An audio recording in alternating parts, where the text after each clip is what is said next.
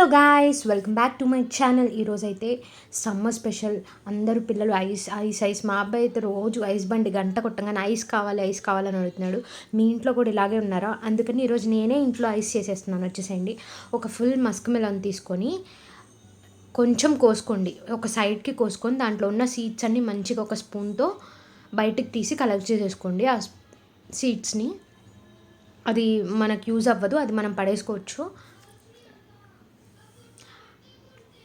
చూడండి, మంచిగా సీడ్స్ అన్నీ నీట్గా నేను తీసేసుకున్నాను. ఆ తర్వాత అదే స్పూన్తో మంచిగా లోపల ఉన్న ఫ్రూట్ అంతటిని తీసి మిక్సీ జార్లో వేసేసుకుంటున్నాను. చూడండి, నీట్గా లోపల తొక్కు వరకు ఉంచుకొని మిగతాదంతా తీసి మిక్సీ జార్లో వేసేసుకోండి. చూడండి, నేను ఎంత నీట్గా తొక్కే ఉంది, ఇంకేం లేదు లోపల. అదంతా మిక్సీ జార్లోకి వేసేసుకున్నాను. అండ్ నేను స్వీట్కి తగ్గట్టు నేను షుగర్ వేసుకుంటున్నాను. యాజ్ పర్ యువర్ చాయిస్ మీరు కూడా వేసేసుకోండి. ఒక 4-5 టేబుల్ స్పూన్స్ దాకా వేసుకోవచ్చు. ఇంకా షుగర్ తక్కువగా ఉంది ఫ్రూట్లో అంటే ఇంకొంచెం ఎక్కువ అడ్జస్ట్ చేసుకోండి. నేనైతే దీంట్లోకి ఐస్ కాబట్టి ఫ్రెష్ క్రీమ్ అయితే నేను యూజ్ చేస్తున్నాను. చాలా బాగుంటుంది ఐస్లోకి. మంచిగా ఫ్రెష్ క్రీమ్ అయితే యూజ్ చేసుకోండి మీరు కూడా.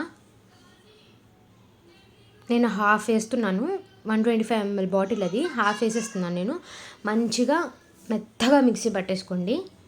చూపిస్తా చూడండి ఎంత మంచిగా మిక్సీ పట్టేసుకోవాలన్నమాట. దీన్ని అయితే పీసెస్ లేకుండా మిక్సీ పట్టేసుకోండి. ఇందాక మనం ఏదైతే ఫ్రూట్లో డస్ట్ తీసి పక్కన పెట్టేసుకున్నామో అది దాంట్లో నేను ఈ క్యూరీ అనేది వేసేసుకుంటున్నాను. మంచిగా చూడండి, నేనైతే డ్రై ఫ్రూట్స్ యాడ్ చేసుకుంటున్నాను.